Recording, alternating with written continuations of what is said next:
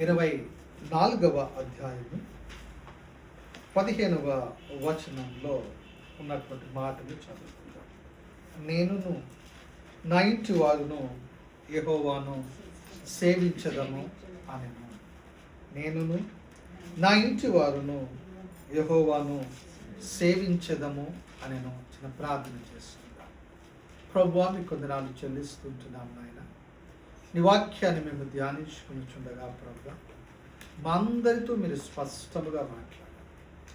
వినే చెవులను, గ్రహించే హృదయమును, ఆచరణలో పెట్టే మనసును మాకు అనుగ్రహించమని, అయోగ్యుని ఎన్నికలైనట్టు నన్ను ప్రభువా మీ సిలువ చాటును మరుగుపరుచుకుని పూరుగా పనిముట్టుగా వాడుకో. యేసు నామమున అడుగుచున్నాము తండ్రి, ఆమేన్. యెహోషువ గ్రంథము 24వ అధ్యాయములో ఈ మాట ఎవరు పలుకుచున్నారు అని అంటే, యెహోషువ పలుకుచున్నటువంటి మాట. నేనును నా ఇంటి వారును యెహోవాను సేవించదము అనే మాటను మనం చూస్తున్నాం. ఈ మొదటి వచనము నుంచి 24వ అధ్యాయము మొదటి వచనము నుంచి 13 వచనాలు చూచినట్లయితే, మొదటిగా ఇశ్రాయేలందరినీ సమకూర్చి వివరిస్తూ ఉన్నాడు అన్ని విషయాలు కూడా. ఏ విషయాలు వివరిస్తున్నాడు అనంటే, మోషే ద్వారా, మోషే యొక్క నాయకత్వంలో దేవుడు ఏ రీతిగా నడిపిస్తూ వచ్చాడు అని చెప్పుతూ, వారు ఆ ప్రదేశంలో స్థిర నివాసం ఏర్పరచుకున్న తర్వాత, ఏ ప్రదేశములో, కానాను దేశంలో వారు స్థిర నివాసం ఏర్పరచుకున్న తర్వాత, ఇక్కడ మనము చూసినట్లయితే యెహోషువ ఇస్తున్నటువంటి సాక్ష్యాన్ని మనం ఇక్కడ చూస్తున్నాం.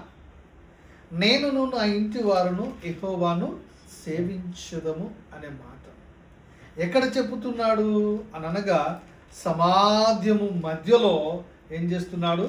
ఈ మాటను ప్రకటిస్తూ ఉన్నాడు. ఒక్కొక్కసారి ఈ మాటలు మనం చెప్పడానికి కొన్ని ప్రదేశాలలో ఏమవుతూ ఉంటారండి, కొందరు తడబడుతూ ఉంటారు, సంశయిస్తూ ఉంటారు. ఎందుకనగా వారు ఉన్నటువంటి పరిస్థితిని బట్టి ఏమో మనకైతే తెలియదు. కానీ ఇక్కడ చూసినట్లయితే యెహోషువ ఇస్తున్నటువంటి సాక్ష్యాన్ని మనం ఇక్కడ చూస్తూ ఉన్నాం. ఆ సాక్ష్యానికి గల మొదటి 13 వచనాలలో 5 విషయాలు మనము చూద్దాం. వివరిస్తూ ఉన్నాడు. కారణాలు ఏమిటి?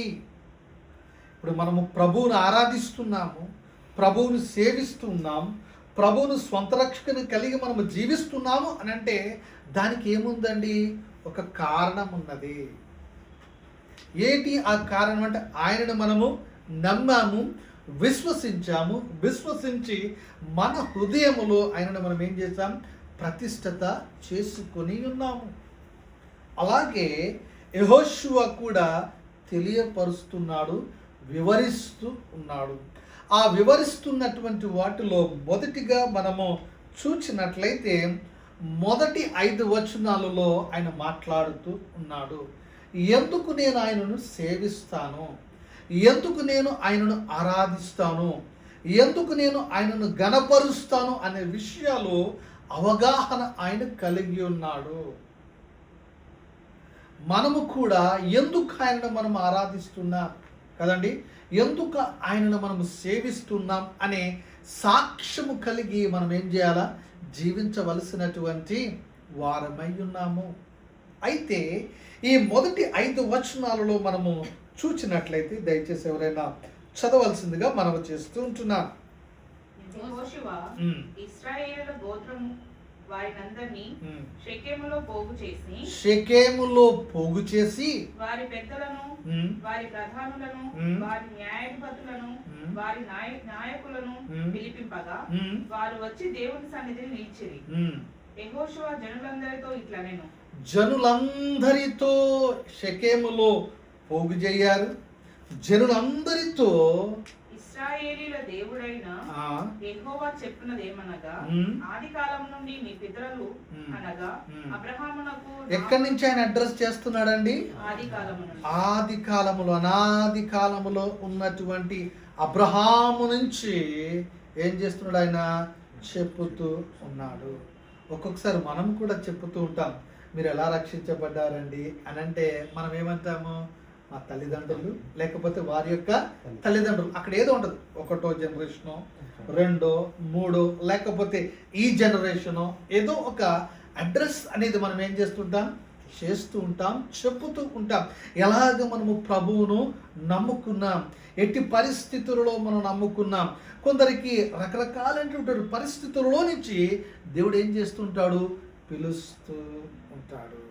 అక్కడ యెహోషువ మాట్లాడుతూ ఉన్నాడు. ఏమని మాట్లాడుతున్నాడు? ఆ మాటలు మరి ఒకసారి చదువుదామమ్మా. ఆది కాలము నుండి నీ పితరులు అనగా అబ్రహామునకును నాహోరునకును తండ్రి అయిన తేరాహు కుటుంబీకులు నది యూఫ్రటీస్ అద్దరిని నివసించి అక్కడ నివసిస్తూ ఉన్నారు. ఎక్కడి నుంచి చెప్తున్నాడండి? అసలు మనం ఇక్కడికి ఎలాగొచ్చాము, ఈ ప్రదేశాన్ని మనం ఎలా పొందుకున్నాము, ఈ ప్రదేశము మనం ఎవరి ద్వారా మనము దీన్ని స్వతంత్రించుకుంటున్నాము అని అంటే దీనికి మూలకారకుడు ఎవరు కదండి? ఈ మూలకారకులు ఎవరు? చూడండి ఎంత చక్కగా ఎక్కడి నుంచి మాట్లాడుతున్నాడు ఆయన? అబ్రహాము నుంచి కదండి మాట్లాడుతూ. ఎక్కడున్నాడు ఆయన? నది అవతల యూఫ్రటీస్ కదండి. ఆ నదిని దాటి ఎక్కడికి వచ్చారు? మనము ఇటు వచ్చాము. అమ్మ చదవండి అమ్మ. తర్వాత అద్దరిని నివసించి ఇతర దేవతలను పూజించిరి. అయితే నేను నది అద్దరి నుండి నీ పితరుడైన అబ్రహాము తోడుకొని వచ్చి కానాను దేశమంతటా సంచరింపచేసి అతనికి సంతానమును విస్తరింపచేసి అతనికి ఇస్సాకును ఇచ్చితిని. ఇస్సాకునకును నేను యాకోబును ఏశావులను ఇచ్చితిని. షేయేరు మన్యములను స్వాధీనపరుచుకున్నట్లు వాటిని ఏశావుకి ఇచ్చితిని. యాకోబును అతని కుమారులను ఐగుప్తులోనికి దిగిపోయిరి. 5వ వచనం చదువుకుందాము. తర్వాత నేను మోషే అహరోనులను పంపి దాని మధ్యను నేను చేసిన క్రియ వలన ఐగుప్తీయులను హతము చేసి. క్రియలు అనగా అద్భుతాలు దేవుడు అక్కడ చూపించాడు. తర్వాత హతము చేసి మిమ్మును వెలుపలికి రప్పించి తిని. చూడండి అక్కడ ఇంకేముందమ్మా? వెలుపలికి రప్పించి తిని అనగా దేవుడు వారికి విడుదలను అనుగ్రహించాడు. మొదటిగా నేనును నా ఇంటి వారును ఎవరిని సేవిస్తాను? యెహోవాను సేవించదము. అందులో మొదటి కారణం మనం చూస్తున్నాం, విడుదల వారికి లభించెను. ఏం దొరికిందండి? విడుదల. ఎక్కడి నుంచి విడుదల అనగా ఐగుప్తు నుంచి వారు ఏం పొందుకున్నారు? విడుదలను పొందుకున్నారు. ఆ ఐగుప్తులో వారు ఏ రీతిగా జీవిస్తున్నారు అనగా ఐగుప్తులో వారు బానిసలై బ్రతుకుతున్నారు. ఐగుప్తులో వారి యొక్క జీవితాలలో, కుటుంబాలలో శాంతి, సంతోషము, సమాధానము లేనటువంటి పరిస్థితులలో, శ్రమలలో, బహుశ్రమలలో వారు ఏం చేస్తున్నారండి? జీవిస్తూ ఉన్నటువంటి వారిని దేవుడు ఏం చేశాడు? అక్కడ నుంచి వారిని విడిపించాడు. అసలు ఐగుప్తుకు మనం ఎందుకు వెళ్ళాము? ఎక్కడి నుంచి మాట్లాడుతున్నాడు? అబ్రహాము దగ్గర నుంచి ఏం చేస్తున్నాడు? ఆయన మాట్లాడుతూ ఉన్నాడు. అబ్రహామును దేవుడు పిలుచుకున్నాడు. ఆ నిబంధనను ఏ రీతిగా ఇస్సాకు, యాకోబులతో స్థిరపరుస్తూ ఆ సంతానం ఏ రీతిగా ఇక్కడికి వచ్చింది. అయితే మనం ఎటువంటి పరిస్థితుల్లో ఉన్నాం, ఆ పరిస్థితుల్లో నుంచి దేవుడు మనల్ని ఏం చేశాడు? విడిపించాడు. నేనును నా ఇంటి వారును యెహోవాను సేవించెదము. ఎందుకనగా ఆయన మమ్ములను విడిపించాడు. మొదటి కారణం అక్కడ చెప్తున్నాడు, ఆయన మనలను విడిపించి. అలాగే మనము కూడా ఈ లోకములో దేనికి దాసులమై ఉన్నాం? మనము పాపానికి దాసులమై ఉన్నాము. యోహాను సువార్త 8వ అధ్యాయము 24వ వచనము మనము చదువుకున్నట్లయితే, పాపము చేయు ప్రతివాడును దేనికి దాసుడు అంటండి?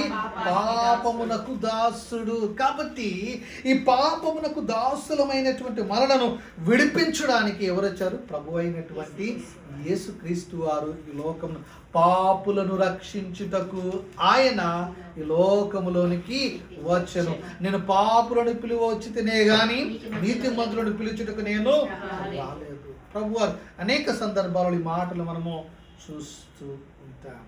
పాపముల చేత, అపరాధముల చేత మనము చచ్చినటువంటి స్థితిలో ఉన్నటువంటి మనలను ఈ లోకములో నుంచి, అనగా ఈ పాపములో నుంచి విడిపించడానికి ఆయన ఈ లోకములోనికి వచ్చి అంటున్నారు.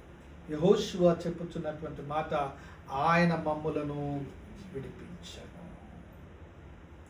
మనలను కూడా ఆయన ఎక్కడి నుంచి విడిపించారండి? ప్రభు అయినటువంటి యేసుక్రీస్తు వారు ఈ పాపము నుంచి ఆయన మనలను విడిపించాడు. ఆయన్ని మనం సేవిస్తున్నాం, ఆయన ఆరాధిస్తున్నాం, ఆయన్ని మనం గణపరుస్తున్నాం, స్తుతిస్తున్నాము అని అంటే మొదటి కారణము మన విశ్వాస జీవితంలో ఏమై ఉండాలి అని అంటే ఆయన మనలను విడిపించెను. ఎక్కడి నుంచి అనగా పాపముల నుంచి ఆయన మనలను విడిపించాడు. అవునండి, ఆయనే దేవుడని ఏం చేశాం? నమ్మాం, విశ్వసించాం, మన హృదయములో మనము చేర్చుకున్నాం. కాబట్టి మొదటిగా మనము చూసినట్లయితే మనలను ఆయన విడిపించాడు. ఎక్కడి నుంచి విడిపించాడండి? పాపము నుంచి ఆయన మనలను స్వతంత్రులనుగా చేసి ఉన్నాడు. ఇక నువ్వు పాపమునకు దాసుడవు కాక స్వతంత్రుడుగా ఆయన మనలను చేసి ఉంటున్నాడు. మొదటి కారణం మనం చూస్తున్నాం, ఆయన మనలను విడిపించాడు.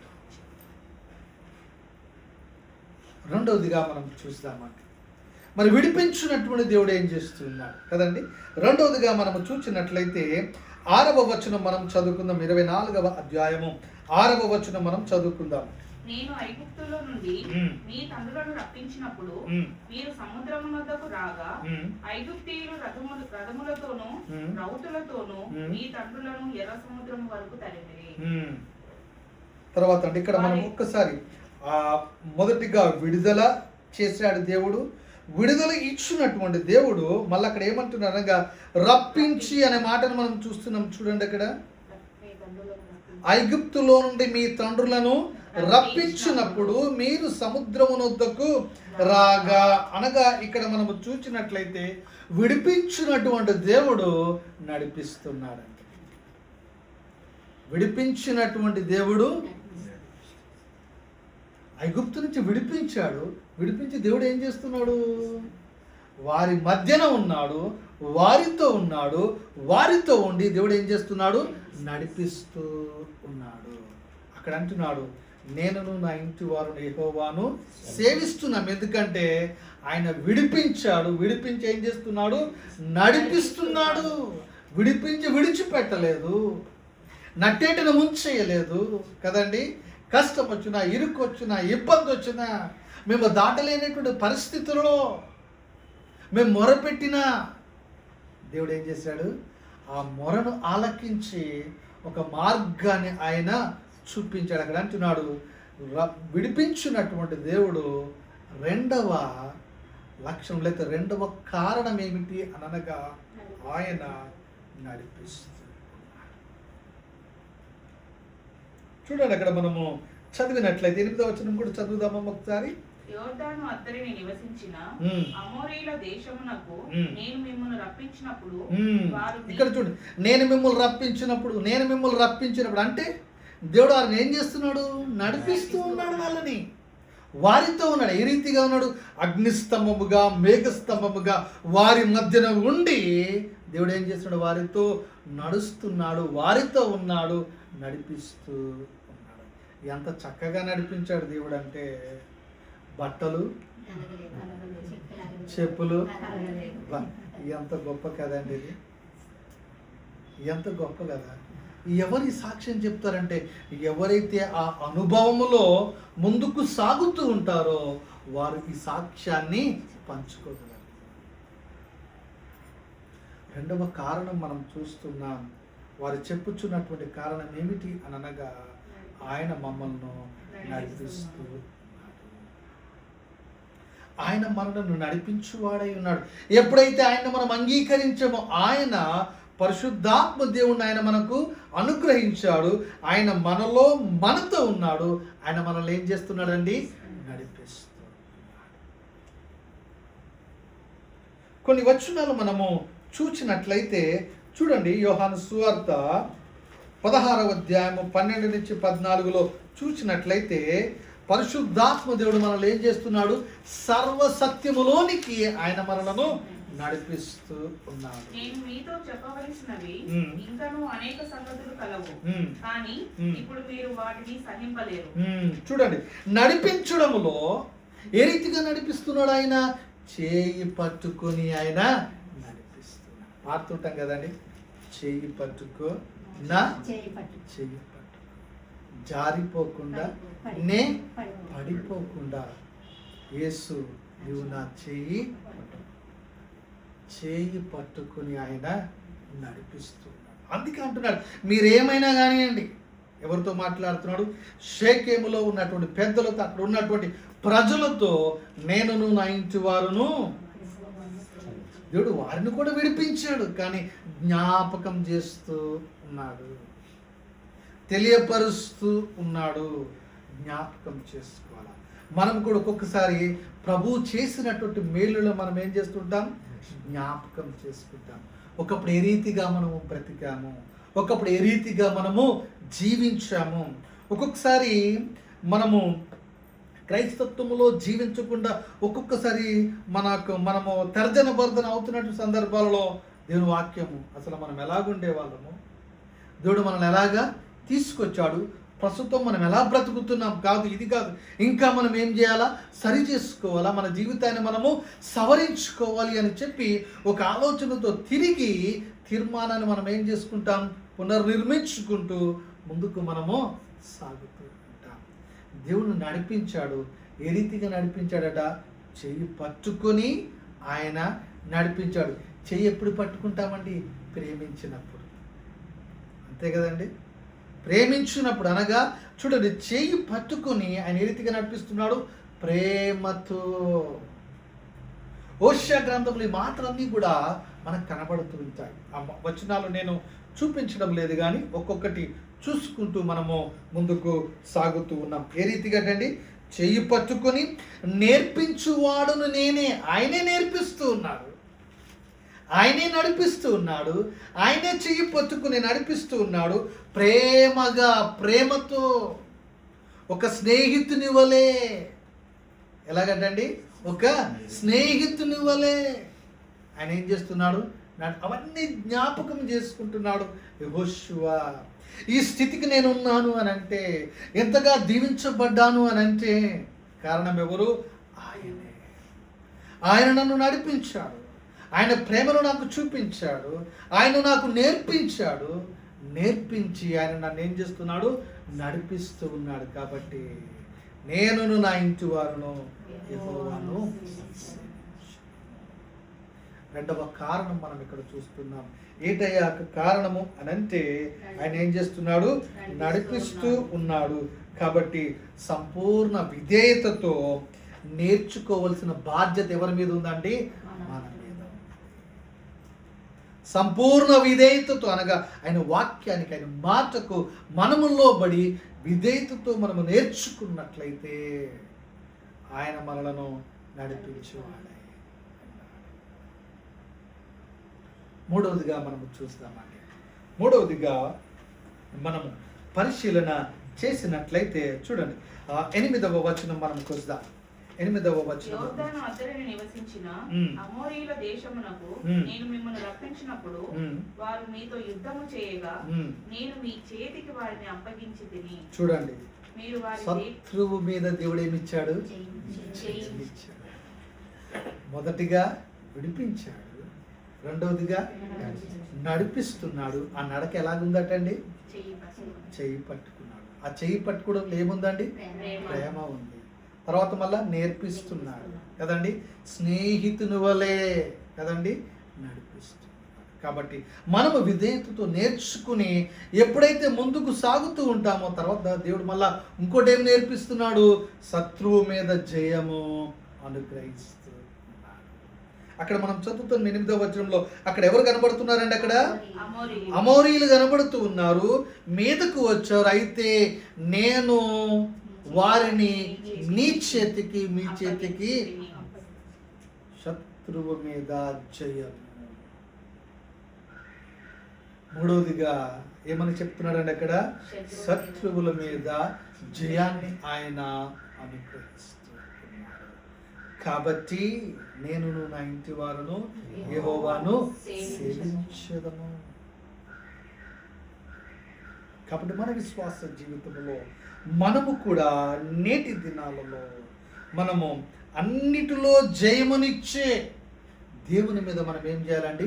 ఆధారపడి బ్రతకవలసినటువంటి వారమై ఉన్నాము, జీవించవలసినటువంటి వారమై ఉన్నాము. ఒక మాట చదువుకుందాం. ప్రకటన గ్రంథము 12వ అధ్యాయము 11వ వచనం మనం చదువుకుందాం.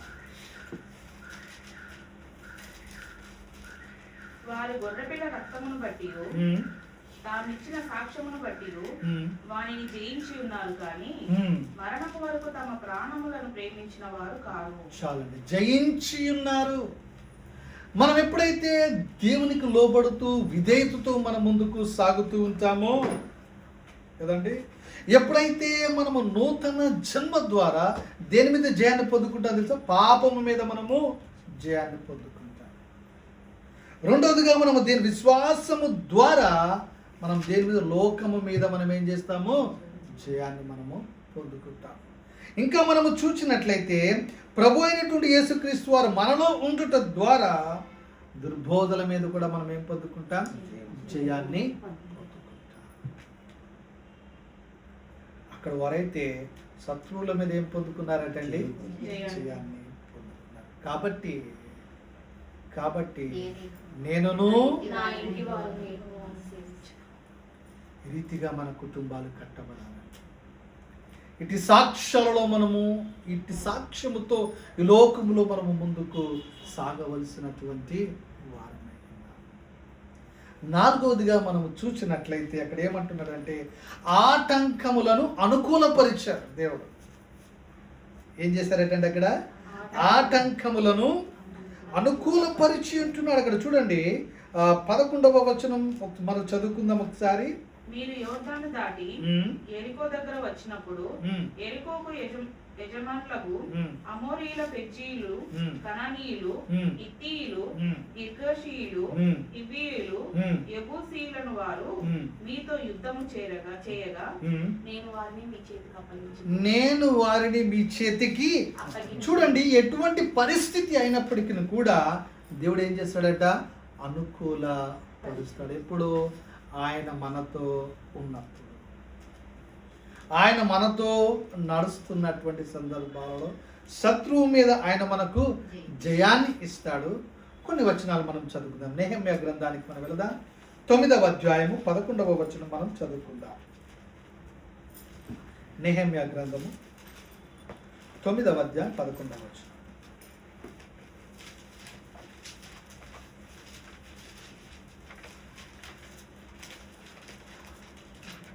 మరియు నీ జనుల ఎదుట నీవు సముద్రమును విభాగించినందున వారు సముద్ర మధ్య పొడి నేలను నడిచిరి.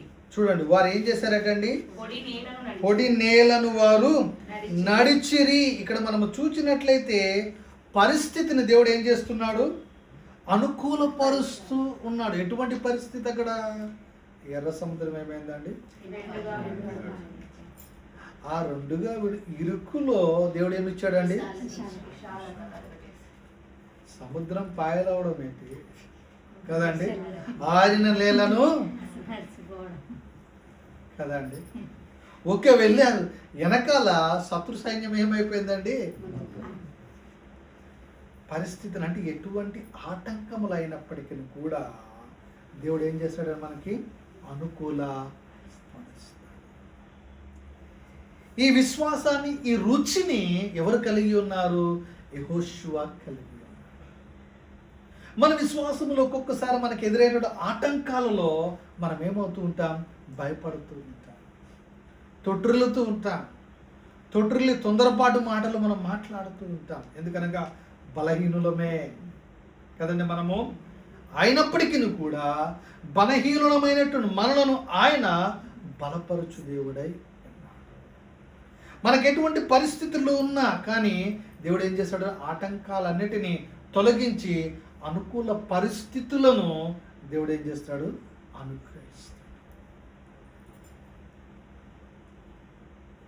యెహోషాపాతు రాజు ఉన్నాడు, శత్రువులు వచ్చారు. వారందరూ ఏం చేశారండి, ప్రార్థన చేశారు. ప్రార్థన చేసినప్పుడు యుద్ధం చేయలేదు, వీళ్ళు నిలబడ్డారు అంతే అండి. కానీ వారి పక్షమున దేవుడే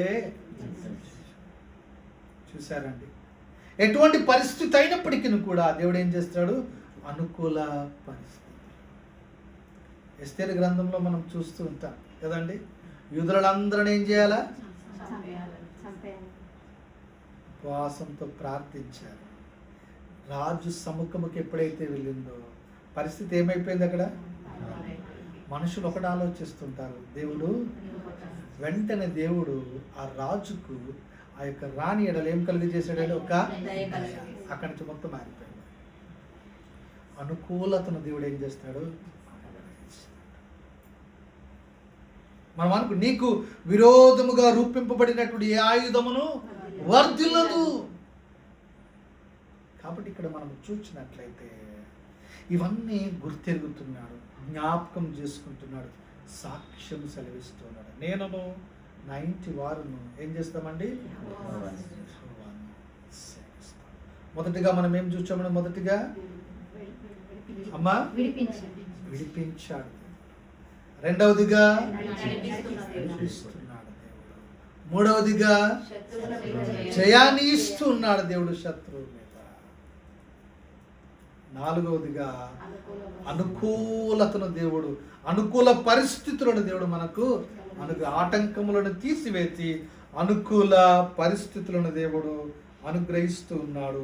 తర్వాత మళ్ళా 12, 13 వచనాలు మనం చదువుకుందాం.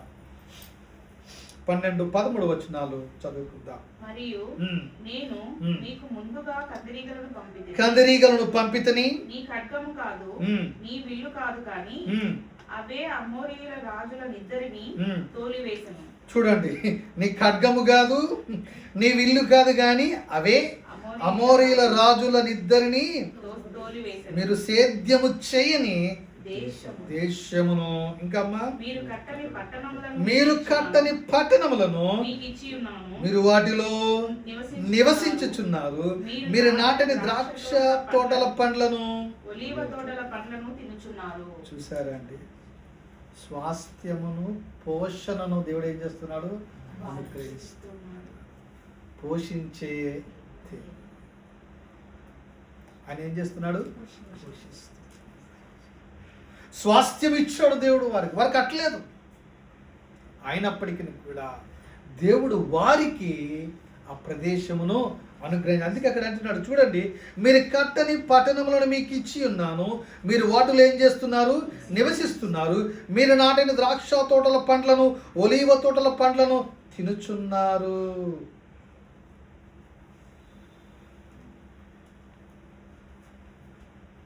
అనగా వారు బ్రతకడానికి కదండి, నివసించడానికి అనగా అక్కడ ఇల్లు ఇచ్చాడు, రెండవదిగా తినడానికి ఆహారం కూడా దేవుడు అనుగ్రహించాడు. ఏదైనా తోటలో కూడా దేవుడు తోట ఇచ్చాడు, తినడానికి ఏమి ఇచ్చాడండి అక్కడ. చూసారండి, దేవుని యొక్క ప్రణాళిక, దేవుని యొక్క సంకల్పాలు వేరే ఉంటాయి. మనమే వాటిని అర్థము చేసుకోక మన ఆలోచనలు మన ఉద్దేశాలలో మనం ఏం చేస్తుంటాం, ముందుకు కొనసాగు. మంచిది మనకి మంచిది మంచిది మంచిది అని ఏ రీతిగా అలనాడు అవ్వమ్మ గారు వెళ్ళారో అలాగే మనము కూడా ఇది మంచిది, ఇది కరెక్టే కదా అని మన ఆలోచనలో మనం ఏం చేస్తుంటాం, ముందుకెళ్తూ ఉంటాం. పొరపాట్లలో మనము ఇక్కడ మనము చూసినట్లయితే నేడు మన యొక్క విశ్వాస జీవితానికి, జీవమునకును భక్తికిని కావలసిన వాటన్నిటిని కూడా దేవుడు ఏం చేస్తాడో మనకి అనుగ్రహించువాడై, మన జీవమునకును మన భక్తికిని కావలసినటువంటివి ఆయన అనుగ్రహించువాడై యెహోషువ అంటున్నాడు, నేను నా ఇంటి వారును మేము ఆయన్ని సేవిస్తాం, ఆయన ఆరాధిస్తాం, ఆయన స్తుతిస్తాం, ఆయనను ఘనపరుస్తాం. కాబట్టి ఎందుకనగా ఆయన మమ్మలను విడిపించాడు, ఆయన మనలను నడిపించాడు, శత్రువుల మీద జయాన్ని ఇచ్చాడు, ఇంకా ఆటంకాలను అనుకూలపరిచాడు. తర్వాత మనం నివసించడానికి అదే రీతిగా దేవుడు ఏమిస్తున్నాడు, మళ్ళీ అదే జీవించడానికి నివసించడానికి స్వాస్థ్యాన్ని ఇచ్చాడు. తర్వాత ఆహారమును కూడా అనుగ్రహించాడు. కాబట్టి దేవుని బిడ్డలారా చూడండి, పేతురు రాసినటువంటి 2వ పత్రిక 1వ అధ్యాయము 2-3 వచనాలు మనం చదువుకుందాం. పేతురు రాసినటువంటి 2వ పత్రిక 1వ గుణాతిశయమును బట్టి మనలను పిలిచిన వాని గూర్చిన అనుభవ జ్ఞాన మూలముగా ఆయన దైవశక్తి జీవమునకును భక్తికి కావలసిన వాటన్నిటిని మనకు దయచేసి. మరొకసారి అమ్మా, మనకు కావలసినటువంటి దైవశక్తి అన్నారు, మరొకసారి చదవండి అమ్మా లైన్. జీవమునకును భక్తికిని కావలసిన వాటన్నిటిని మనకు దయచేయుచున్నందున. దేవుడు ఏం చేస్తున్నాడటండి, దయచేయుచున్నందున ఆయన అనుగ్రహిస్తూ ఉన్నాడండి. ఆయన వాగ్దానములను మనం ఏం చేయాలా, నమ్మాలా, విశ్వసించాలా. ఎప్పుడైతే ఆ రీతిగా మనం జీవిస్తామో తద్వారా ఆ వాగ్దానాన్ని మనం ఏం చేస్తాం, స్వతంత్రించుకుంటాం. కాబట్టి ఇక్కడ మనం చూసినట్లయితే పరలోక విషయంలో ఆత్మ సంబంధమైనటువంటి ప్రతి ఆశీర్వాదములను ఆయన మనకి ఏం చేశాడు, అనుగ్రహించాడు. ఆ వాగ్దానాన్ని మనం ఏం చేయాలా, స్వతంత్రించుకోవాలా, పొందుకోవాలి అని అంటే మనం ఆయన యందు విశ్వాసం ఉంచాలి. ఆయన యందు విశ్వాసం ఉంచి ఆయనకు లోబడి విధేయతతో మనం ఎప్పుడైతే జీవిస్తూ ఉంటామో, యెహోషువను వారి యొక్క కుటుంబాన్ని కాపాడినటువంటి దేవుడు మనలను, మన కుటుంబాలను దేవుడు ఏం చేస్తాడంటే కాపాడుతాడు, భద్రపరుస్తాడు, పోషిస్తాడు, సంరక్షిస్తాడు. అట్టి కృప, అట్టి దీవెన, అట్టి ఆశీర్వాదములు మెండుగా దేవుడు ఈ యొక్క గృహానికి, అదే రీతిగా ఇక్కడ ఉన్నటువంటి ప్రతి ఒక్క కుటుంబాలకును దేవుడు మెండుగా అనుగ్రహించును గాక. ప్రార్థన చేసుకుందాం. మమ్మల్ని మిక్కిలిగా ప్రేమించిన మా ప్రియ పరలోకపు తండ్రి, మీ కొందరాలు స్తుతులు చెల్లిస్తూ ఉంటున్నాము నాయన. ప్రభువా, నీకు వాక్యం ద్వారా మాతో మాట్లాడినందులకు మీ కొందనాలు స్తుతులు చెల్లిస్తుంటున్నాము. యెహోషువ ఇచ్చినటువంటి సాక్ష్యము ప్రభువా, మరి మేము కూడా ఇచ్చుటకు, ప్రభుని సాక్షులంగా జీవించుటకు మమ్మల్ని బలపరచండి. అట్టి దీవెనలు, అట్టి ఆశీర్వాదములతో ప్రభువా మమ్మల్ని నింపి నాయన ప్రభువా మీరే మహిమ, ఘనత, ప్రభావమును పొందగలరని యేసు నామమున అడుగుచున్నాము తండ్రి. ఆమేన్.